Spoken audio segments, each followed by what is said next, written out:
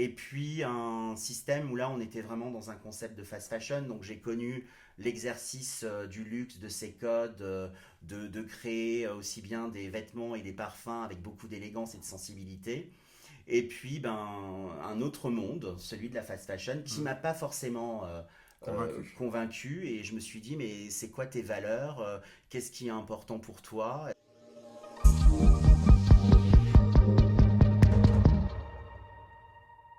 Bonjour et bienvenue sur le podcast Out of the Box. Ravi de vous retrouver ici. À nouveau, je vous invite à vous abonner si vous êtes ici pour la première fois ou si vous regardez les vidéos sans cliquer sur s'abonner. C'est très important pour nous. 80% toujours des gens qui regardent les vidéos ne sont pas abonnés à la chaîne. Donc merci de vous abonner. Et bienvenue William, ravi de t'accueillir aujourd'hui sur le podcast. William, peux-tu te présenter s'il te plaît? Alors merci Jocelyn de m'inviter, c'est très sympa de se rencontrer, de discuter, d'échanger. Je m'appelle William Arlotti, je suis créateur de mode et me suis installé à Bar-sur-Seine au 120 Grande Rue de la Résistance. C'est un atelier showroom et mon concept, c'est justement de proposer une mode qui est durable, équitable, en me fournissant chez ce qu'on appelle des dead stockers. Donc ce sont des revendeurs de tissus qui rachètent des tissus à des maisons de couture. Ça me permet d'acheter des métrages en toute petite série pour justement proposer des vêtements masculins, féminins, en série limitée. Donc du Made in France, avec la création qui se passe à l'étage à Bar-sur-Seine, un atelier qui est à Paris, qui fabrique mes séries, et cette envie justement de proposer une mode Made in France, une mode durable, avec ma vision qui vibre entre l'esprit New Wave et le disco. Ok, bah très bien, merci, c'est très exhaustif. Alors j'ai beaucoup de questions qui me viennent à l'esprit à t'écouter, mais avant de te les poser, est-ce que tu peux me préciser comment tu en es venu à arriver à Bar-sur-Seine et peut-être aussi comment tu en es venu à faire ce métier, par quoi tu es passé, comment on devient un créateur, est-ce que c'est par hasard, est-ce que c'était un plan pour toi dès le départ? C'est une volonté, en fin de compte, le déclic d'exercer ce métier de créateur de mode, pour moi, Mhm. ça s'est fait à mes 50 ans. Donc là, la marque existe depuis 2 ans. Avant, j'ai un jour une directrice marketing qui m'a dit, William, vous êtes un bon petit soldat. Donc j'ai travaillé pour les autres. J'ai travaillé en bureau de style chez Martin Le Harper Conseil. Donc un bureau de style, le job, c'est d'analyser les tendances 2 ans à l'avance et de proposer des cahiers de style en se disant dans la déco la tendance va être bohémienne chic, dans le food on va arriver vers la tendance bistronomie avec cette idée de mijoter des plats, en termes de sportswear on va aller vers le mix du streetwear et de la danse. Donc voilà, l'idée c'était de respirer l'air du temps Mais dans et toutes dans toutes ces ces activités catégories, différentes, voilà. ah dis donc, il fallait une connaissance assez Alors, je étendue, du coup, parce que déterminer des tendances sur différents domaines d'activité, ça suppose pas de connaître un peu le domaine? Alors, mon dernier diplôme, c'est un DESS de mode et création que j'ai obtenu à Lyon. Il faut avoir une culture mode, il faut s'intéresser à ce qui est aussi hors mode, il faut s'intéresser à l'art, à la culture, il faut regarder la politique, il faut regarder les événements marquants de notre actualité. Donc c'est vraiment une part de logique et aussi une part d'invisible. Il faut savoir se faire voyant et puis ressentir des choses. Après, je pars du principe qu'on a tous à un moment envie de la même chose. Il faut juste comprendre à l'instant T quand est-ce qu'il faut sortir justement le bon produit. Donc il y a eu ce passage chez Martin Le Harper après mon DESS en mode et création. Après j'ai travaillé dans une agence de design qui englobait aussi la mode, la beauté, l'art de vivre. Cette Mhm. agence s'appelait Vitriol. Le vitriol c'est la formule alchimique qui transforme le plomb en or. C'est une sacrée promesse avec des clients comme Lancôme, comme Chanel, comme Lacoste, enfin voilà, une vraie diversité. Je travaillais toujours sur ce côté trend setting, hein, chercher les tendances et du trend setting et styliste. On était aussi dans le packaging, ce qui m'a permis de travailler sur des projets avec Chanel. Et Ok. puis après ce passage en agence, j'ai intégré la maison Rochas, la mode et les parfums, la maison Trussardi, une maison italienne dont le logo est un lévrier, et Gucci à l'époque de Tom Ford et du porno chic. Voilà. Ok. Et puis, après cette expérience dans le luxe, dans un monde qui est globalisé, j'ai travaillé pour une société turque qui s'appelle BGN, avec le studio de création à Paris, c'était rue Coquillière. et la production en Turquie. Et toujours ce travail, en fin de compte, de capter les tendances, savoir ce que les femmes ont envie de porter. On travaille sur une prévision 2 ans à l'avance. Et là, c'était une période où je sillonnais le monde. J'allais voir des expos à Londres, j'organisais des fashion circuits avec des chefs de produits. J'allais dans les vintage shops, regarder comment les anciens vêtements des années 80 étaient construits. Donc c'était à la fois un travail d'archéologie de style et fournir en fin de compte à l'équipe de stylistes un cahier de style sur 4 collections, le printemps, l'été, une collection resort qui est une collection intermédiaire entre l'automne-hiver et une collection qu'on appelle cruise pour faire la transition entre l'hiver et l'été. En réalité, il y avait beaucoup plus de collections à dessiner. On était sur un rythme de 12 collections par an. Plus que 4. Ouais, beaucoup plus que 4. Et puis un système où là on était vraiment dans un concept de fast fashion. Donc j'ai connu l'exercice du luxe, de ses codes, de créer aussi bien des vêtements et des parfums avec beaucoup d'élégance et de sensibilité. Et puis un autre monde, celui de la fast fashion, qui m'a pas forcément convaincu. Et je me suis dit, mais c'est quoi tes valeurs? Qu'est-ce qui est important pour toi? Est-ce que ce rythme de parcourir le monde, alors c'est génial, c'est un enrichissement d'aller voir d'autres cultures. Et de là, l'aventure s'est arrêtée et j'ai fondé en 2014 une agence qui s'appelle House Off, la maison Off, où on travaille sur justement tout ce qui est conseil marketing, prospective, tendance. Et là, des clients comme la marque de lingerie Anti-Flirt, une cliente japonaise, Yumi Katsura, des clients dans l'alimentaire, des clients dans les spiritueux, dans le champagne. Et donc, c'était toujours travailler pour les autres. Et puis, mais c'était pas encore dans la région. Non, non, non, Avant ton arrivée. non, je suis resté, on va dire que j'ai passé les 25 premières années de ma vie dans l'Est. Je suis né dans les corons, dans les mines. J'ai pris l'ascenseur social tout seul. J'avais une maman qui était couturière aux Galeries Lorraine. Okay. Et un papa sportif. La boule lyonnaise, c'est pas du tout la pétanque, c'est beaucoup plus complexe. Mais c'était une chance parce que tous les week-ends, on partait en compétition. Il a été champion de France, il est parti en championnat du monde, donc c'était vraiment sa passion. Et ça me faisait beaucoup voyager, ça m'a fait découvrir la France, d'autres pays. Et je me souviens évidemment de ma maman qui travaillait dans son atelier, les bruits de machine à coudre, l'idée de jouer avec des boutons. Et ma chance aussi, c'est que j'avais un oncle à Nancy, Zétulio, qui lui était directeur France pour une marque qui s'appelait Liliane France Le Sourd, qui ensuite a été rachetée par Bourjois. Bourjois a été racheté par Chanel. Et quand il venait me voir dans mon coron en Lorraine, c'était un vrai rêve d'avoir le parfum cristal, de voir les flacons, de voir les packaging. Donc dans les tissus avec ma maman, dans les parfums avec mon oncle. Une part d'héritage familial. Alors c'est en tout cas une richesse d'avoir pu connaître cet environnement. Après, l'héritage familial, moi je l'ai plus dans des valeurs qui sont humanistes, qui sont républicaines, voilà, la bienveillance, travailler avec beaucoup d'humanité, respecter ses collaborateurs. Mais en tout cas, ce qui est important, c'est que dans les mines, tout est droit, tout est rectiligne. Et tout était fait aussi pour qu'on reste sur place. Un stade de foot, une piscine, voilà, l'avenir normalement un mineur, son fils deviendra mineur, voilà. Mais bon, moi j'avais envie d'autre chose. Je t'avoue que c'était assez trop rectiligne pour moi. Et en tout cas, j'observais beaucoup les femmes des chefs des mines s'habiller, se vêtir. Comment est-ce qu'avec ton vêtement, tu arrives à justement renvoyer un langage aux autres? Et puis à rêver, à me dire, il faut vraiment que je total look black, corporate. C'est ça, c'est que ça passe mieux à la caméra, tu comprends. Après, chacun son look. Voilà. L'essentiel, c'est d'être bien dans sa peau. Tu es bien dans ta peau. Ça va, tout va bien. Donc voilà, pour te raconter un peu l'histoire. Et puis j'avais toujours des parents qui m'ont laissé faire ce que j'aimais, ce que je voulais faire. Alors j'ai pas pu faire une école de mode privée pour des questions financières. Donc j'ai commencé par un DUT en Tech Deco à Nancy, où là on avait un centre audiovisuel à l'étage. Et si tu veux, je dépassais en fin de compte la formation de l'IUT. J'organisais des défilés, je faisais des expos de croquis de mode, Place Stanislas au Café Jean Lamour. Et j'étais collé en fin de compte à ce studio télé. J'étais fasciné, j'ai toujours été fasciné par la télévision.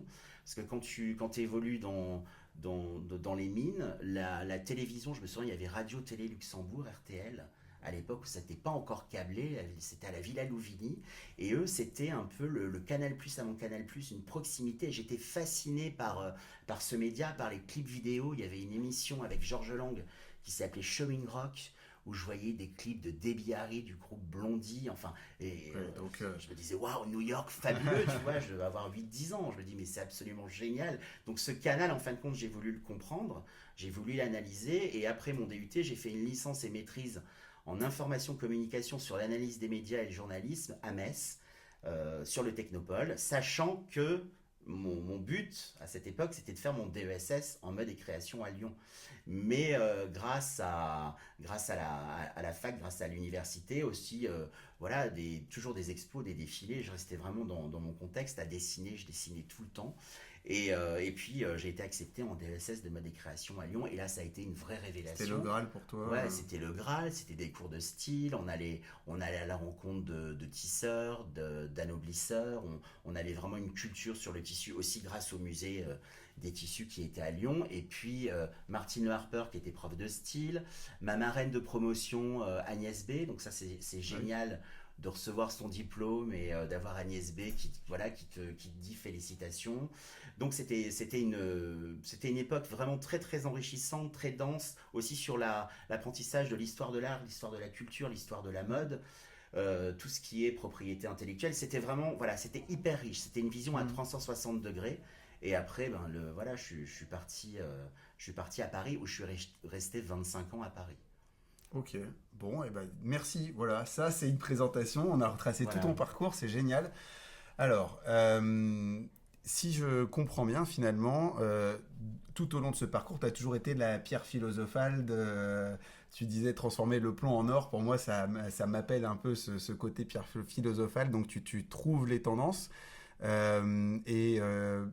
Finalement, si tu sais faire ça, sache qu'il y a une place pour toi chez nous, parce que dans l'immobilier, si tu arrives 2 ans avant à me dire ce que les gens vont acheter ou consommer, on est très intéressé aussi. Bah oui, puisque forcément, nous, notre but, c'est d'avoir en stock les produits que les acquéreurs vont chercher. Et puis aujourd'hui, le mode de consommation de l'immobilier, il a évolué beaucoup, notamment depuis le Covid. Donc c'est pour ça que je te fais cette petite blague, puisqu'on essaye de prédire finalement qu'est-ce qui va se vendre, qu'est-ce qui va se vendre le mieux.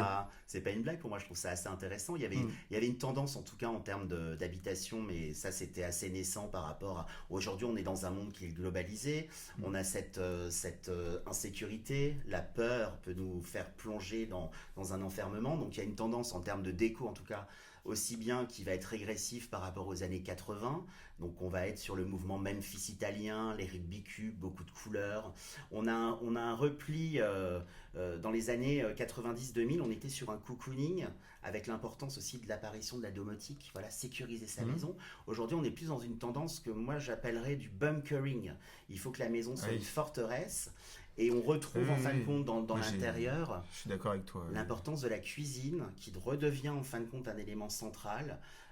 Si ça t'arrive de faire une fête chez des amis, généralement tout le monde se retrouve dans la cuisine à boire des verres, parler, discuter. On quitte en fin de compte le côté attablé, et ça fait naître aussi cette tendance qui est née en Italie, la tendance du slow food. Alors évidemment, on aura toujours la junk food, mal manger, les fast food. Mais même dans cette tendance, on va vers une tendance un peu bistronomique. Si tu regardes par exemple l'évolution du kebab, qui devient un kebab un peu plus avec des textures, on fait des kebabs aujourd'hui à la truffe. Donc à la fois une tendance un peu nomade, mais le retour quand même d'être chez soi, de recevoir chez soi, voilà, d'accueillir, mais de se sentir hyper en sécurité. Alors, pour te dire, notamment le marché des assurances et de tout ce qui est télésurveillance, alarme, etc., se porte très bien. Parce qu'en effet, tu vois, ça suit cette tendance de bunkerisation que tu évoques. Après, te dire, est-ce que les gens sont moins dans leur salon et plus dans leur cuisine? T'es allé encore au-delà de mes attentes sur le détail des tendances. Ouais. Mais je te rejoins parce que, tu vois, enfin, moi j'ai 37 ans. C'est vrai qu'on a connu, comme tu dis, la fast food ou la junk food. Voilà, on a tous mangé étudiants un petit peu ce qui nous passait sous la main. Mais aujourd'hui, je vois pas une seule soirée de trentenaire où on n'est pas en train de se poser la question du menu Ouais. et où la soirée, elle commence dans la cuisine où, en effet, tout le monde a envie de bien manger. Ouais. Et puis Ouais. je pense aussi qu'on a besoin de se retrouver, on a besoin de convivialité, on a besoin de retrouver des valeurs. Parce que tu penses qu'on avait perdu ça? Avec le Covid, oui, oui, oui, avec le Ah Covid, on oui, a par été. rapport aux années difficiles là Ouais, alors de honnêtement, confinement. ouais, je trouve qu'on a perdu en fin de compte cette idée. Moi, je vais pas parler de famille, je vais parler de tribu. Mm. Aujourd'hui, chacun se recompose sa tribu, qui est Mm. une famille de cœur, et on a envie de partager, on a envie d'ouvrir. On boit évidemment avec modération, hein, on a envie de déguster une bonne bouteille, on a Mm. envie de peut-être manger moins, mais manger mieux. En tout cas, partager quelque chose de. Alors, je suis d'accord avec toi et j'irai même plus loin, tu vois, pour le voir, moi, c'est que les gens aujourd'hui restent, tu parlais d'insécurité, restent, que ce soit en soirée ou dans les activités qu'ils font, dans cette tribu, au point que on parle beaucoup d'isolement, des gens qui ont du mal à se faire des Mhm. amis, etc. Mais c'est parce que pour rencontrer du monde, aujourd'hui, les gens sont entre eux, tu vois, au sein de leur cercle. Je sais pas si tu as ce sentiment aussi. Moi, Moi, je le vois socialement. moi, je sens une vraie mutation, en tout cas dans. Je vais pas prendre un exemple spécifique, mais toutes les grandes villes de France, l'urbanité, l'urbanisme est en train d'évoluer et tout se passe en fin de compte en périphérie. On est en train de perdre la, ce petit brin de folie des centres-villes. Moi, Mhm, c'est aussi une des raisons pour lesquelles j'ai quitté Paris, parce que Paris ne correspondait plus au Paris que j'ai connu quand j'y suis arrivé en 96 mhm. où tu n'avais pas de zone blanche, où tu avais aussi bien la petite vieille parisienne qui sortait de son PMU à côté du bistrot, et tout était vivant. Mhm. Voilà, après, tout part d'une bonne intention, hein, c'est être beaucoup plus écologique, on respire parce qu'il y a moins de voitures, mais la question est qu'est-ce qui donne aujourd'hui envie Aux gens aux gens d'aller. d'aller dans les Mhm. centres-villes et on peut penser aussi aux boutiques. Qu'est-ce qui donne aussi envie aux gens d'aller dans une boutique? Bah, c'est le combat que mènent ici les vitrines de Troyes et puis plus généralement les vitrines de France. Comment Bien sûr. dynamiser pardon, le centre-ville. Parce qu'en effet, qu'est-ce qui reste au centre-ville aujourd'hui? Bah, alors, il y a deux phénomènes. Je dirais que, notamment dans des agglomérations comme celle de Troyes, tu dis tout se passe en périphérie. Mais pas uniquement euh, à cause du commerce. Aujourd'hui, on le voyait récemment aux assises du logement, les Français veulent de la maison individuelle. La maison individuelle au centre-ville de Troyes, c'est compliqué à trouver. Aujourd'hui, les gens s'installent dans les communautés d'agglomération Mhm. pour avoir de la maison individuelle, pour avoir un petit bout de terrain. J'imagine que à Bar-sur-Seine, tu vis dans une maison Non, où j'ai tort. j'habite à Landreville, À Landreville, entouré de oui, vignes. à côté J'avais besoin de de retrouver Bar. en fin de Ouais. compte des valeurs terriennes, de la pierre, et pour moi la vigne, le champagne et la mode, c'est entièrement lié. Ok. Et pour en revenir aux villes, il y avait cette tendance des années 2010, la ville la campagne à la ville et la ville à la campagne. Mhm. Mais voilà, du coup, moi je me suis dit, j'aime tellement la campagne, j'ai envie de voir les saisons évoluer, d'avoir un ciel étoilé la nuit sans pollution lumineuse. Donc du coup, je suis parti à la campagne. Mais voilà, en tout cas, tout est en mutation, tout change. Et la vraie question, c'est de se dire comment est-ce qu'on peut faire revivre La ville. la Ouais. ville. Bah écoute, ça aussi, si c'est une tendance que tu découvres et que tu peux me donner, parce que par exemple le parc de locaux commerciaux vacants, c'est-à-dire qui n'ont pas de preneur aujourd'hui, pas d'exploitant, il est très important. Alors je vise pas spécifiquement Troyes, mais dans les agglomérations Mm. aujourd'hui de centre-ville, on n'a jamais vu autant de panneaux à vendre ou à louer sur des locaux commerciaux. Des pieds d'immeubles qui avaient toujours avant trouvé preneur. Donc je suis d'accord avec toi sur ce sujet. Après, finalement, tu as pris une décision lorsque tu es parti pour créer on appelle ça un studio de mode, Un une boutique atelier showroom. boutique atelier showroom. Donc tu es parti de Paris en même temps. Non, en C'était fin de compte, ce qui s'est concomitant. passé, c'est que dans un rythme de vie effréné, hein, je cumulais différentes casquettes. Donc il y avait l'agence avec ce rôle de trendsetter styliste. J'étais rédacteur en chef d'un magazine, journaliste de mode.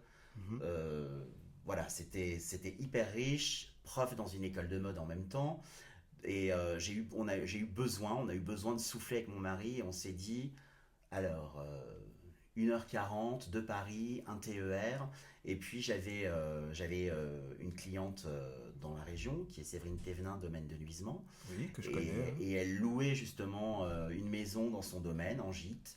Et on est parti la première année, donc il y a 8 ans, on est parti 15 jours Ok. à marcher, à sillonner les coteaux, à cueillir des groseilles, à nager dans les rivières. Et puis l'année d'après, on est revenu un mois. L'année d'après, un mois. Et le retour était assez complexe. Après, on a eu les manifestations des Gilets jaunes à Paris. On a perdu un ami dans les attentats des terrasses. Donc il y a différents événements qui nous ont vraiment marqués, troublés. Et puis des travaux permanents, du bruit, du bruit, du bruit. Et puis des lieux qui n'existent plus. Hein. Donc pour sortir, pour faire la fête. Donc il y a eu ce déclic de se dire revenons à des valeurs plus terriennes. Et c'est vrai qu'en nous installant, moi en m'installant dans la Côte des Bars, je savais que j'allais lancer ma marque. Mais c'était avant. Et le projet était encore en genèse. Voilà. Et en fin de compte, pendant le Covid, j'ai passé mon Covid à dessiner, faire des patronages, à réfléchir. J'avais beaucoup d'amis qui me disaient William, j'en peux plus, j'ai encore un Zoom avec mon boss. J'ai plus du tout envie de m'habiller. Donc à la base, on va dire l'ADN de la marque, c'est d'avoir un vêtement nomade, de m'inspirer de robe de chambre, de pyjama que je transforme en vêtements de jour Ok. et de jouer sur le côté intérieur-extérieur en sachant que je voulais vraiment trouver des fins de rouleau, des séries limitées pour proposer que des petites séries. Voilà, le but c'est pas d'inonder en 30 000 exemplaires une pièce, c'est que la cliente se dise ben voilà ce que j'ai acheté, j'ai fait une série de taille. Donc une série de taille chez moi, elle va aller du 36 au 46 et après il n'y a plus le modèle.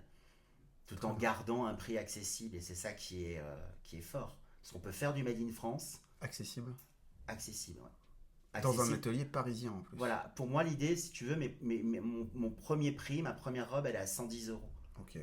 Mais t'arrives donc tout est fait en France. Parce que tu me parlais d'un atelier parisien. Moi, j'ai eu l'occasion d'assister à la création d'une marque de lingerie avec tout depuis qu'est-ce qu'on va faire et où est-ce qu'on va le créer, etc., etc. Au départ, c'était des ateliers troyens Mhm. qui faisaient. Et puis finalement, ça a fini au Portugal ou au Maghreb avec une finition en France. Parce que bah, le Made in France, c'était compliqué à tenir Ah oui, pour avoir oui. suffisamment de marge pour en vivre. Quoi. Oui, je sais. Ouais, c'est très Donc, compliqué. Après, si tu veux, moi, je cherche des métrages, les prix sont négociés, voilà, tout est c'est pas pensé. simple, c'est Non, faisable, c'est pas mais simple. il faut En fin de compte, vraiment le raisonner. ça serait beaucoup plus facile de produire en Europe, Mhm. mais je veux pas produire en Europe. Je veux vraiment rester sur du Made in France, mais j'ai des clientes qui réalisent, par exemple, j'ai une combinaison en Liberty avec une jolie ganse en dentelle. La combi, elle est vendue à 150 euros. Ok. Ouais, ouais, Et ouais, j'ai une cliente qui m'a fait la réflexion il y a un mois en me disant, l'année dernière, j'ai été acheter une combinaison chez telle marque. Elle sait que la marque l'a fait en 300 000 exemplaires et elle l'a payé 130. Elle me dit, il y a 20 euros de plus chez vous, mais vous en avez fait 12.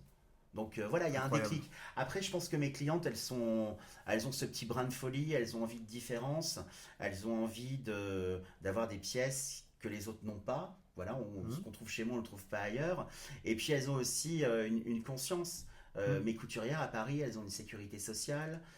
C'est pas fait par des esclaves ou des enfants Puis dans des la pays. dimension RSE finalement Ouais, bien sûr. que tu as mise en avant dès le départ quand tu me dis voilà que tu es passé du bon petit soldat à celui qui sort finalement du parce que tu m'as évoqué la comment tu dis pardon la fast fashion Ouais, la fast voilà fashion. donc moi ce que j'appellerais du consumérisme finalement voilà où tu te dis voilà ça c'est pas pour moi et Oui, mais après, tu sais, le syndrome du bon petit soldat, je pense que ça vient de mon héritage des mines, où quand tu travailles à la mine, donc tu y vas, tu te donnes à fond. hmm, Et c'est vrai que c'est comme un syndrome, c'est comme si on te préformate à à être obéir. totalement dévoué, à travailler jusqu'à 3 heures du matin. Évidemment, la mode, c'est un métier passionnant où tu dois gérer aussi des égos. Tu dois gérer des personnages hauts et Hmm. forts en couleur, tu dois gérer leurs humeurs. Donc ça aussi, à un moment, je crois il faut dire stop. On peut faire du bon travail en étant bienveillant, en ayant des équipes avec qui il y a beaucoup de respect et d'énergie. C'est beaucoup mieux. Alors oui, la mine peut-être, mais de manière générale, l'école, l'éducation te prépare plus à obéir qu'à entreprendre. Bon, après, ça dépend de, peut-être jusqu'au collège et au lycée, justement, on t'apprend à suivre un chemin. Moi, j'ai eu la chance, en tout cas, euh, je me souviens d'une prof de français, Madame Devoty, qui était géniale, qui transmettait avec beaucoup de passion son goût pour le verbe, pour le mot, avec des sujets sur aussi bien la résistance des inquisiteurs d'Espagne, le Ok. romantisme, la mort de l'héroïne, enfin, elle était fabuleuse. Elle m'a vraiment donné un déclic, elle m'a donné envie de lire, elle m'a donné envie d'être beaucoup plus curieux. Et puis après, à chaque fois que je suis allé aussi bien à l'université à Nancy, à Metz ou à Lyon, j'ai eu des profs dans différents domaines qui comprennent ton potentiel et qui t'emmènent en fin de compte vers, je vais parler d'une révélation.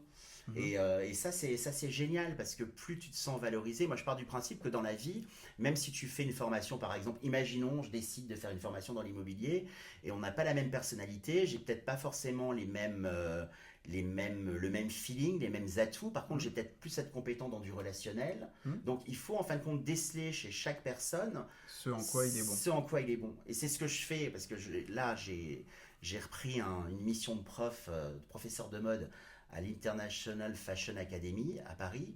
Et c'est ça en fin de compte, mes élèves sont formidables, ils sont tous et toutes différents. Et en début d'année, je leur dis à chaque fois, moi je suis là pour vous faire briller et vous révéler. Je suis Mhm. pas là pour C'est vous presque maltraiter. dommage que Mathias, mon associé, soit pas présent dans la pièce avec nous, puisque c'est lui qui est en charge du programme de formation au sein des agences. Et c'est ce qu'il dit tout le temps. Il faut trouver votre différence, il faut trouver ce qui fait qu'on va vous choisir vous. Et donc ça peut pas venir d'une formation. En fait, Bien sûr. on t'apprend pas à être. Par contre, on montre les écueils, évidemment, parce que le but du formateur, c'est quand même de fournir un chemin, je dirais, malgré tout, parce que encore plus dans une profession comme la tienne ou comme la mienne, où finalement il y a des règles, il y a des manières de faire. Chez nous, il y a aussi beaucoup de juridique et de du coup responsabilités qui en découlent. Donc on peut pas faire n'importe quoi au prétexte qu'on fait selon qui on est. Tu Bien vois ce sûr. que je veux dire? Ouais, bien Mais sûr. par contre, pour qu'un client te choisisse et te soit fidèle, ben c'est finalement la manière dont tu lui délivres les choses.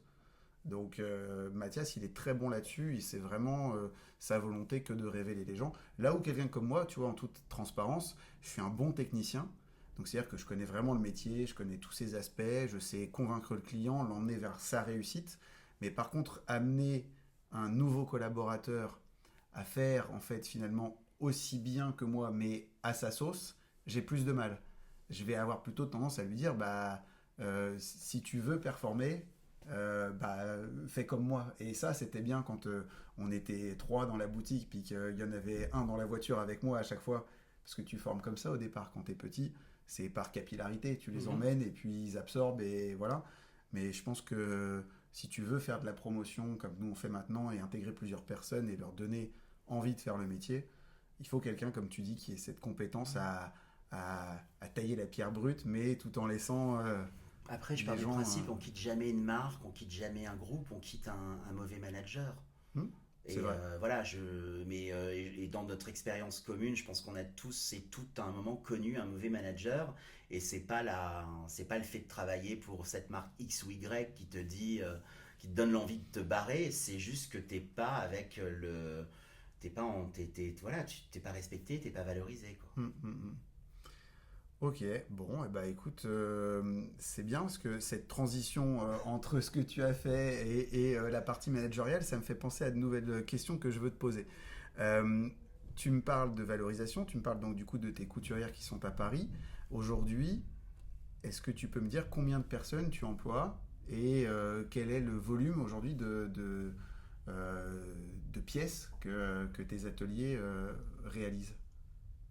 Alors, le volume de pièces, il y a une première d'atelier, Mélanie, après il y a 6 couturières, il y a un Ok, coupeur, voilà, il y a l'art justement de tailler dans le tissu pour que tout soit raccord. ok. Si tu viens acheter une veste chez moi ou un pantalon et si j'ai un tartan ou si j'ai un motif, eh ben les coutures elles seront raccord. Après, on peut aussi jouer sur le côté un peu punk et se dire Voilà, le fait de tailler dans la toile, il faut que tout soit raccord. Mhm. C'est hyper important.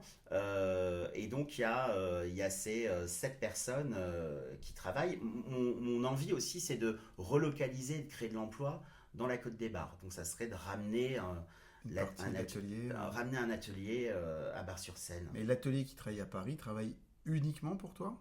Généralement, non, c'est plutôt des ateliers qui se mettent à disposition de tout le monde. Toi, c'est tes salariés? Non, non, non, non, C'est mutualisé. c'est un atelier qui travaille pour moi et j'ai aussi un atelier qui mutualise. D'accord, ok.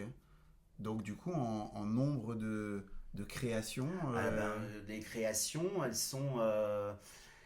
Les créations, elles varient en fin de compte déjà selon le métrage, parce que ce qui est complexe, C'est que comme tu sais jamais combien de tissus tu je me vas rajoute avoir. encore une difficulté, c'est que, imaginons, j'achète 300 mètres de tissu, je connais la consommation par rapport à mon prototype, Hmm. mais des fois j'ai un coup de cœur, et des fois j'achète 21 mètres de tissu, des fois j'en achète 15, des fois j'en achète 45. Donc là, tu es obligé de faire une pièce en fonction du tissu que tu as Alors acheté. ça m'arrive des fois de... Là alors j'ai un fournisseur de tissu à Troyes, j'ai un fournisseur de tissu à Lyon et j'ai un fournisseur de tissu à Paris. Mhm. C'est des tissus qui sont italiens et français. Mais ça m'est arrivé par exemple de faire un kimono pour faire un kimono. Donc c'est un kimono qui reprend les codes du kimono mais qui peut aussi se porter en robe de soirée. Donc il y a plein d'astuces dans les ouvertures. On peut passer les bras sous les manches deviennent une sorte de cape et de traîne. Donc voilà, je suis très dans ce vêtement un peu métamorphosable. Et là il me faut 5 mètres de tissu. Et je tombe sur un métrage de tissu blanc, un peu calligraphique, sublime. 5 mètres, je dis ben voilà, on fera qu'un kimono. Donc il y a eu un kimono. Incroyable. Et des fois, j'ai plus assez de tissu pour terminer une pièce. Quantifier le nombre de pièces qui ont été faites, c'est un peu complexe. J'entends. Je... C'est pas comme ça que tu raisonnes. En fait, Non, tu alors, fais à l'opportunité qui non, qui t'est je présentée. fais à la sensibilité.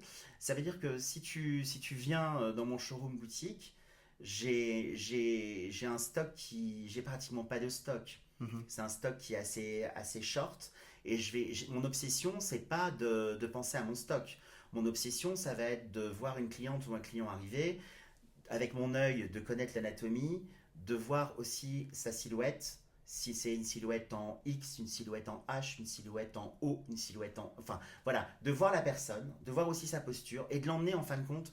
Je la fais quitter sa zone de confort. Mhm. Les pièces que tu trouves chez moi, tu les trouves pas ailleurs. Donc forcément, les gens sont un peu surpris. Ça va être par exemple un pantalon, j'ai un pantalon Bloom qui est coupé comme un origami. Donc le fait de rajouter une pince au niveau du genou, ça crée un volume un peu boule, un peu bloomer. Et cette thématique de l'origami, de la coupe dans le biais, qui était si chère à Madeleine Vionnet, qui est une créatrice du passé, et ben je l'ai remis sur un manteau. Donc là, donc quand tu vois la pièce, tu te dis waouh, c'est inhabituel. Et puis après, tu l'essayes. Et moi, je vais te parler de la manière dont j'ai monté l'épaule. Est-ce que l'épaule elle est raglante? Est-ce que l'épaule elle est tombante? Est-ce qu'on est sur une manche chauve-souris? Je vais expliquer aussi cette manière de construire le manteau pour envelopper. En fin de compte, il y a cette idée de cocon, tu vois. Je suis Mhm. très dans le cocon, le pantalon aussi. Il y a une de mes thématiques clés, c'est la toile de juillet. J'aime bien cette idée de décloisonner les univers. Normalement, c'était lié à la déco. C'est un peu tombé en désuétude. Mais du coup, je la rends un peu rock. Alors, j'ai des vestes, des blousons. Et comme c'est jamais à chaque fois le même motif, j'ai Romance à Versailles, La petite laitière, Amour secret dans le jardin à la française. Voilà. Donc tout change. Et à chaque fois, c'est des séries limitées. Après, par rapport à l'idée de faire... moi, je considère pas que mes vêtements sont des œuvres. Ça reste du vêtement, il faut Mhm. garder les pieds sur terre. Oui, Après, mais tu les vends avec une oui, histoire, bah oui, bien avec une. sûr. Après, je suis pas dans Quand la... je t'écoute, perso, j'ai vraiment. Je vois des œuvres dans ma Après, tête. je ne suis pas dans la fringue. Voilà, je suis pas dans... Je crée mes vêtements, donc je suis pas dans la fringue. Donc, ça veut dire que moi, j'ai jamais te parlé de mon stock. J'ai jamais voilà, c'est pas mon idée. Je me lève pas tous les matins en me disant, ouh là là, il faut que j'atteigne mes objectifs. Non, moi, ce que j'aime, c'est rencontrer les gens. J'ai des clientes. J'ai des clientes qui passent, qui viennent me voir. J'ai une cliente qui est partie en Savoie et qui m'a offert un morceau de tome de Savoie en me disant William, c'est tellement joyeux de vous voir. Je pensais à vous, donc je trouve ça génial. On m'a ramené des mirabelles, de la confiture, des œufs. Enfin, ça c'est aussi quelque chose qui est fabuleux. L'humain autour de... Voilà, l'humain autour. Parce qu'une fois par mois, je fais un apéro mode où j'invite mes clientes avec un DJ, où je fais les croquis, j'offre mes dessins. Voilà, il y a les événements qui se passent dans la boutique. Il y a cette idée de faire la fête avec mon partenaire qui est Champagne Chassenet d'Ars, qui me suit dans cette aventure. Et puis, une fois tous les trimestres, je sors de la boutique. Là, j'ai lancé ma colonne qui s'appelle Landreville, qui est en fin de compte la traduction du souvenir de ma baignade. Quand il y a 8 ans, je me suis baigné au déversoir à Landreville, et en me baignant, je me suis dit, mais cette libellule qui va sur le nénuphar, les petites fleurs, j'ai voulu capturer, tu vois, ce souvenir, à mettre de la fraîcheur. Donc le pochon, c'est pas une boîte en carton pour être plus écolo, c'est un petit pochon en toile de Juif. Après, tu peux ranger tes crayons, tes lunettes. Et du coup, le lancement de cette colonne, elle s'est faite dans le lavoir de Landreville, où souvent tout le monde passe devant le lavoir et personne n'était rentré. Donc on me dit, ben, on redécouvre aussi des lieux. J'aime beaucoup cette idée. Je me suis installé dans la Côte des Bars de lancer toujours une collection dans la Côte des Bars. Voilà, dans la Côte des Bars. Je trouve ça en lien direct avec Mais du ma coup, philosophie. tu vends finalement uniquement en physique ou tu vends en ligne aussi? Alors, je vends en physique. Ma stratégie, c'est de pas avoir une vision qui est locale, c'est d'avoir une vision régionale, de quitter la région nationale et aussi internationale. Ce qui est absolument fabuleux, c'est la force des réseaux sociaux. J'ai des clientes que j'ai rencontrées via Instagram, via WhatsApp, via Facebook, qui sont à l'étranger, des clientes qui sont à New York, dans les Hamptons, des clientes qui sont à Melbourne en Australie, des clientes. Il y a un sacré décalage horaire. Ouais. Des fois, j'ai le petit bip des messages qui sonnent à 3h du matin. Donc, on essaye de trouver un moment où moi je me lève, où elle s'endort, ou l'inverse. Et j'ai un trépied avec mon téléphone et on se fait un vidéo call où je leur présente les pièces comme si elles étaient là, voilà, en anglais. Et j'expédie. J'ai expédié de la Cologne en Suède, j'ai envoyé de la Cologne au Japon. Enfin, c'est génial. Mais ça, c'est vraiment la force des réseaux sociaux. Avec cette envie, en fin de compte, je suis convaincu que d'ailleurs, c'est ce qu'on vit en ce moment, une marque, pour continuer à exister, doit devenir un média. Aujourd'hui, on ne peut plus rester derrière sa boutique à croiser les bras ou pour un agent immobilier de mettre des photos et d'attendre qu'on et l'appelle. d'attendre la clé à la main de l'appart, c'est terminé. Si seulement tous les agents immobiliers qui t'entendent aujourd'hui pouvaient enregistrer, tu peux répéter, on ne peut plus attendre avec un cierge en disant s'il vous plaît appelez-moi. Mais même, je pars dans toutes les professions, par exemple, imaginons que tu es boulanger. Nous, on a des boulangers à Bar-sur-Seine qui proposent des ateliers pour faire du pain, pour découvrir la pâtisserie. En fin de compte, même pour un viticulteur, on a besoin de savoir comment il fait le champagne. Bah, eux, ils sont très champagne. forts. Ils sont très forts, les vitis, sur la communication, le marketing, le fait de donner envie aux gens de venir dans les caves ou dans les exploitations pour découvrir. Ça, pour le coup, ils ont pris le virage depuis un certain temps. En tout cas, pour ceux qui que l'ont je pas connais. pris, il faut le prendre. Et ce que je veux dire, c'est qu'une marque doit devenir un média. On a aujourd'hui tous les outils possibles pour se mettre en valeur. La force des réseaux sociaux bien utilisés. On ne va pas parler des fake news, des haters, mais je veux dire, si tu utilises bien Instagram, SoundCloud, YouTube, enfin, je ne vais pas les lister, ça permet de se faire connaître et ça permet aussi moi, ça me permet de transmettre mes valeurs qui sont authentiques, la durabilité, l'équitabilité, le made in France, d'expliquer aussi, je fais beaucoup de vidéos où j'explique la construction de mon vêtement. Voilà, donc à chaque fois, il y a le physique, il y a les événements mensuels, il y a les événements hors les murs, et puis il y a la force des réseaux sociaux. Il y a aussi mes défilés qui ont lieu, il y a toujours un défilé dans la Côte des Bars, il y a mes défilés à l'étranger, en Italie, mais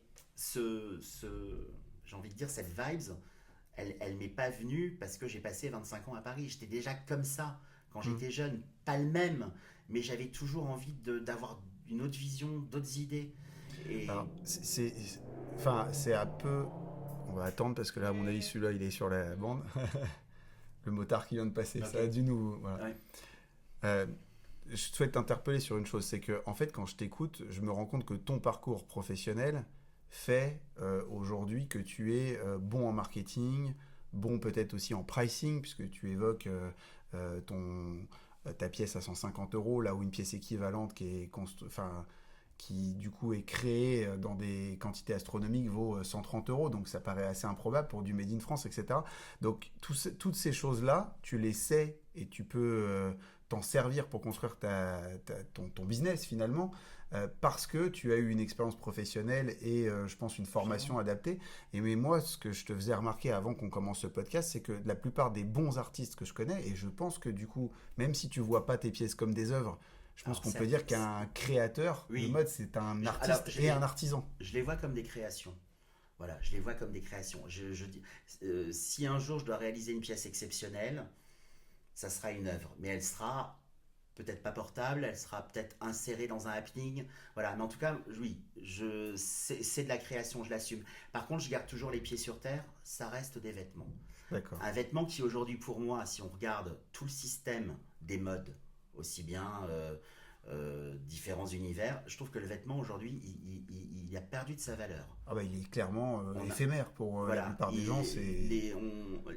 quelqu'un qui achète un t-shirt à 5 euros doit quand même réfléchir sur la manière dont il a été produit, qui l'a fait et pourquoi est-ce qu'il est vendu 5 euros. On me dit souvent, le mass market et le discount, ça permet à des gens qui n'ont pas d'argent de pouvoir mieux vivre. Et je suis totalement en désaccord avec ça. Déjà parce qu'on a des gens qui n'ont pas de sécurité sociale, des esclaves, qui travaillent derrière. Et puis, tu sais, c'est un peu comme manger. Par exemple, imaginons, je vais aller dans un tu vas dans fast-food tu et manges je vais plus, me nourrir tous les jours moins bien.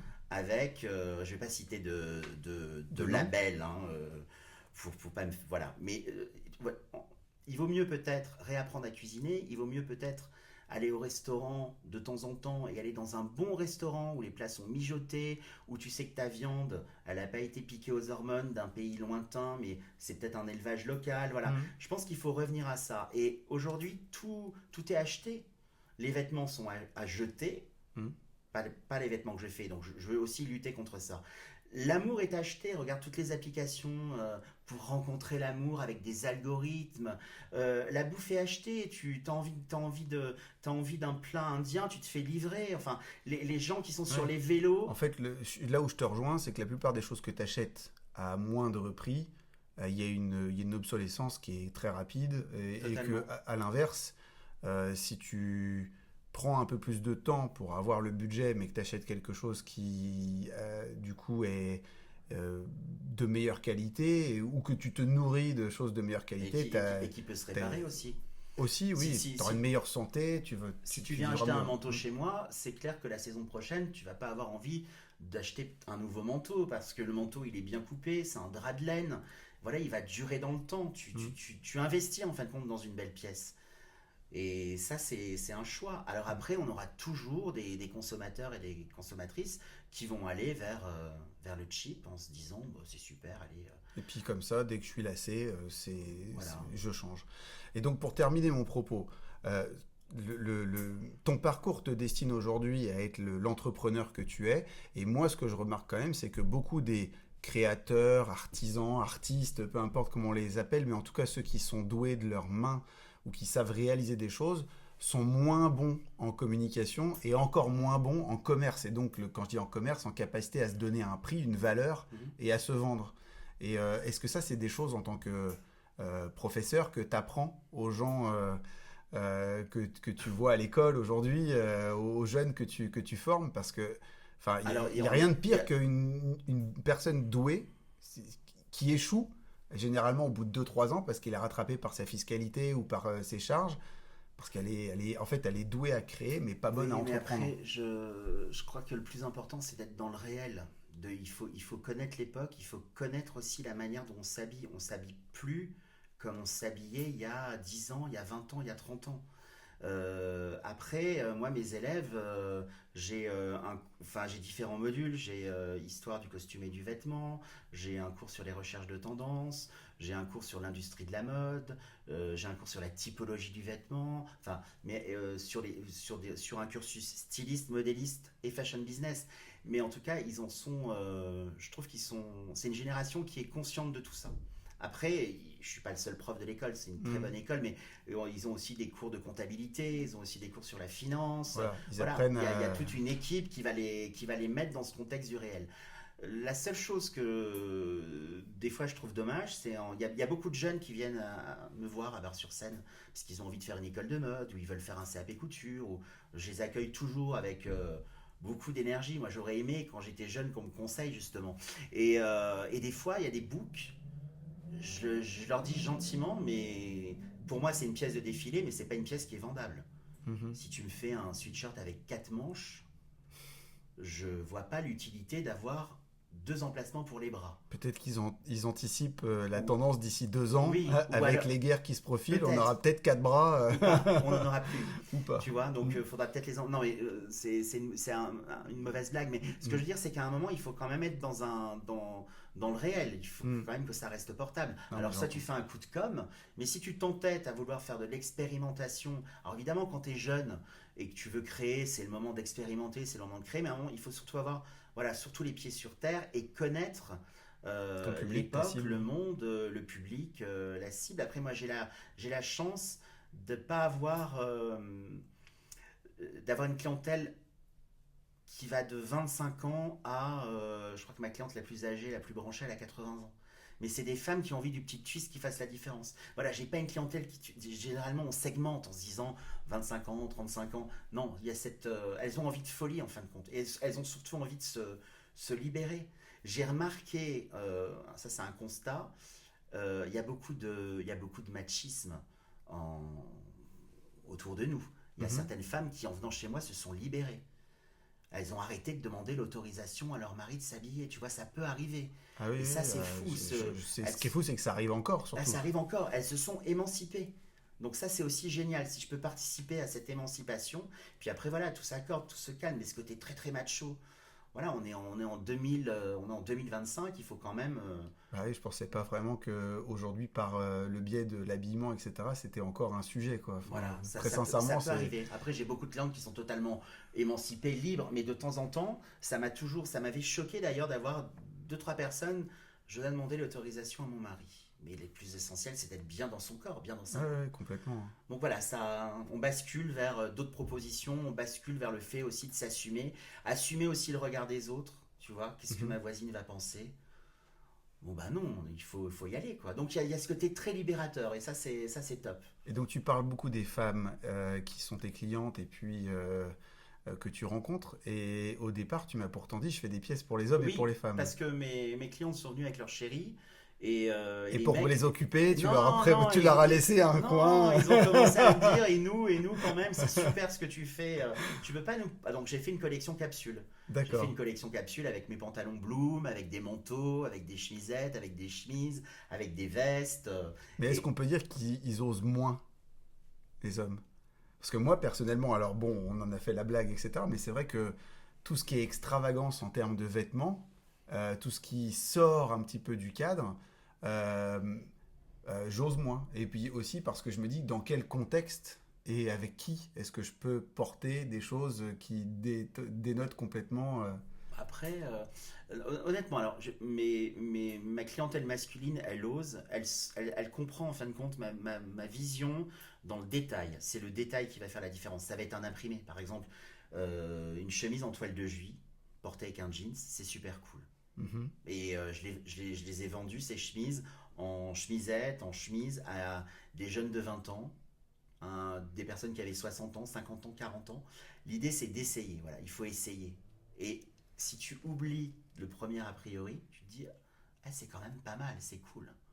Après, moi, je pars du principe que dans tout business, il faut avoir une identité. Mhm. Il faut que, par exemple, quand on te croise, on sait que ton dress code, c'est t-shirt noir, jeans noir et basket. Et c'est très très cool, c'est ta signature. Oui, Tu vois. je sais pas si c'est ma signature Pour le moment, parce que peut-être que tu vas évoluer. Mais il je faut. Johanna derrière le podcast qui rigole, Mais pourquoi pas. en fait, c'est surtout que, si tu veux, moi, là où je me retrouve, c'est dans la dichotomie entre euh, les responsabilités que j'ai et qui je suis pour beaucoup de gens, le patron ou le directeur de telle ou telle société, Et le fait que, et ça c'est une anecdote que je raconte souvent, une fois je suis rentré dans l'agence, j'avais des clients qui attendaient, je suis allé leur chercher un café en leur demandant est-ce qu'on s'occupe de vous, etc. Et en fait, les clients étaient persuadés que j'étais le stagiaire qui était là pour dire tenez, je vous ai fait un petit café en attendant, ah bon, c'est un tel qui s'occupe de vous, bah écoutez, vous avez rendez-vous avec eux, etc. Et après je m'en vais. Et si tu veux, ça me va bien, parce que pour moi, l'habillement, c'est aussi une forme de manière de montrer son statut social et plus tu as l'air d'un patron, plus on attend de choses de toi dans des moments où en fait mon rêve à moi si tu veux c'est que ici tout le monde réussisse à travailler au mieux sans avoir besoin de moi. Après, donc je veux surtout pas ressembler à un patron. moi je te rejoins dans ce côté par exemple moi ça me viendrait jamais à l'idée de faire le costume, veste de boutons, gilet de boutons, pantalon slim un peu fité que tu retrouves partout. C'est des costumes qui sont fabriqués en Turquie et en Tunisie et tu les retrouves dans toutes les marques. En tout cas, je vois pas l'intérêt de porter pour moi cet uniforme hyper standardisé. Généralement, c'est des matières qui sont un peu shiny, un peu brillantes. Mhm. Et c'est vrai que ça fait le boss, quoi. Et je pense qu'aujourd'hui, quand on vend un bien, on est dans le lifestyle. Il faut ramener une certaine coolitude. Voilà. Ta coolitude, c'est t-shirt noir, jeans. Ouais, cool. Alors j'ai des agents qui sont pour certains un peu plus dans la coolitude et puis pour d'autres qui souhaitent être... Et je pense que ça dépend aussi beaucoup de leur âge. Par exemple, sur les nouveaux collaborateurs qui ont moins de 30 ans, moi je leur conseille d'être le moins possible dans la coolitude parce qu'ils s'adressent quand même à un public de propriétaires. Les gens qui sont propriétaires en France sont plutôt des gens de plus de 50 ans qui déjà vont avoir un a priori à l'idée de travailler avec quelqu'un de moins de 30 ans pour vendre leurs biens. Si en plus il a l'air de sortir de soirée ou de s'être réveillé et habillé dans ses... Tu vois ce que je veux dire? Donc on leur dit plutôt à eux, respecter le dress code pour inspirer de la confiance, même si on dit que l'habit fait pas de le moine. Malgré tout, je pense que c'est important d'arriver en chemise quand tu as 25 ans et que tu débarques dans le métier. À l'inverse, moi, si tu veux, j'ai plus rien à prouver à personne, donc c'est pour ça que je me permets une certaine liberté. Et là où je vais m'habiller, c'est quand je vais en soirée ou quand je pars en week-end, ou voilà, parce que c'est le moment où justement j'ai envie de me saper. Et voilà. Mais tu as raison sur le fait que, et tu le disais tout à l'heure, l'important c'est surtout comment tu te sens. Bien sûr. Parce que si tu as l'impression de porter un déguisement, ça marche pas, quoi. Ça ne viendrait pas l'idée que tous tes collaborateurs aient la même veste dans la même couleur. Moi, ça me rappelle pas un de tes concurrents, mais à une époque, il y avait cette enseigne avec cette veste jaune moutarde. Qui existe toujours. Elle existe toujours. Waouh! Alors, ils ont fait évoluer légèrement le C'est jaune, vrai. hein, mais parce que, voilà. Mais Waouh. oui, on est d'accord. Bah, en fait, pour tout avouer, j'ai démarré mon parcours dans l'immobilier par cette enseigne, donc je vois bien de laquelle Avec tu la veste parles, jaune. qui est toujours restée sur un cintre pour moi, mais oui, il te la donnait et il disait faut que tu la portes pour pouvoir être reconnu comme étant quelqu'un de chez nous. Je pense que c'est bien d'avoir une forme d'appartenance dans une structure. Tu vois, tu parlais tout à l'heure de tes valeurs, de ce que tu communiques en termes de bienveillance, de considération, etc. à tes collaborateurs, de ce qu'on appelle en fait finalement la marque employeur. Et ça peut parfois se traduire dans par exemple, un vêtement ou quelque chose à porter, etc. Mais sans que ce soit aussi criard que ce que tu évoques. À l'inverse, tu vois, la marque que tu évoques, localement, ils ont fait un truc très très stylé que moi j'ai trouvé vachement bien, c'est qu'ils ont fait des baskets à tous leurs collaborateurs avec le logo dessus, tu vois. Ça j'ai trouvé ça très fort. Voilà. Oui, mais la basket en sémiologie mode, on la connecte au streetwear, à la danse, au sportif, à la compétition, et il y a cette idée du cool. C'est ça. Voilà. Donc, ouais, puis le sneaker, c'est un peu le truc, tout le monde, on le voit sur Instagram, tu évoquais tout à l'heure, il y a de plus en plus d'artistes qui font des choses sur les baskets et puis de gens qui les collectionnent. Ouais. Bon, bah écoute, en tout cas, je serais ravi de découvrir ton atelier puisque tu me l'as bien vendu. Donc, comme je sais que tu es une cliente derrière cette caméra qui t'a présenté à moi, donc Johanna qui fait qu'aujourd'hui tu es dans ce podcast, je pense qu'elle... Merci Johanna, une bonne Merci idée. Johanna, voilà, je pense qu'elle nous emmènera un jour Il faut pour que je découvre ta capsule pour les hommes. Et puis peut-être que je viendrai accompagner, parce que j'en connais une qui sera certainement aussi ravie de voir le pan féminin de tes créations. Est-ce que tu souhaites ajouter quelque chose à ce qu'on s'est dit et Non, moi, je suis ravi de t'avoir rencontré, Jocelyn. pareillement? C'était un bon échange. L'habitation, tu vois, il y a quand même des points communs, hein. Le fait d'être Mhm. habité aussi par des valeurs et des convictions. Donc, on a parlé, on a Ça se même, voit que tu es un passionné de ton métier, et ça c'est vraiment... ouais, on a même j'adore. parlé, au-delà de la mode du vêtement, on a parlé tendance, déco, habitation, on a parlé de centre-ville, de mutation, de changement. Je crois que le plus important, c'est d'être dans le move. Mm, Ça, c'est aussi un point commun, d'être dans le mouvement, quoi. mm. Et de pas rester figé et d'attendre Je suis que ça se d'accord. passe. Je suis d'accord. Alors justement, et soyons dans le mouvement, est-ce que généralement les invités terminent toujours par un événement? Est-ce qu'il y a quelque chose, un événement que tu souhaites partager alors soit où les gens sont invités à venir ou à découvrir quelque chose que tu vas faire prochainement? Alors, le 5 et le 6 avril, à Bar-sur-Seine, nous avons les Journées européennes des métiers d'art avec des artisans, avec des artistes, avec Isabelle Debure qui est tapissière, avec Mathias Guerre qui est luthier, qui est dans la guitare, la musique, dans l'acoustique, voilà, on a plein de talents à Bar-sur-Seine. Donc là, nous sommes, je vais la jouer collectif, parce qu'on a beaucoup d'associations dynamiques aussi à Bar-sur-Seine.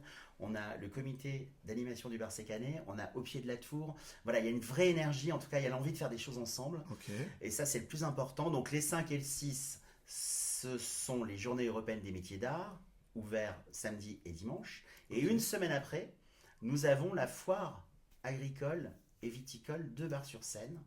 Alors moi, j'aime bien aussi cette idée Deux événements. de me coller aux événements. Donc là, je fais une installation happening qui s'appelle le poulailler. Voilà, avec des Au hasard. illustrations, voilà, ça va être très très drôle, avec des œufs sur toutes les coutures, des œufs mimosa, avec du champagne évidemment, pour les invités. Et donc ça, c'est les événements qui arrivent incessamment sous peu. Un prochain événement, ça sera en juin, ça sera réservé à mes clientes, et ça sera un défilé de mode Ok, dans la Côte des Bars. Septembre, un défilé à Milan. très Et bien. puis, Là, on est tous invités à venir. mais pourquoi pas? Pourquoi pas? J'enverrai les invites. Ok, En train, c'est 7 heures depuis la gare de Lyon. Voilà, on arrive directement à la gare de Milan, dans le centre-ville. C'est très pratique. Après, il y a l'avion. Et puis, oui, il y aura plein d'autres choses à suivre sur les réseaux sociaux. très bien. Bah écoute, je te remercie. On va découper tout ça dans des shorts qu'on va publier avant la sortie de l'épisode dans son intégralité, de manière à coller à ton actualité. Et puis, bah, encore une fois, merci de ta présence, très enrichissant ces échanges et j'ai découvert des choses et j'ai hâte d'aller regarder aussi certaines choses que tu as pu évoquer, notamment des tissus que je ne connais pas. Merci beaucoup. À bientôt, au À revoir William. bientôt.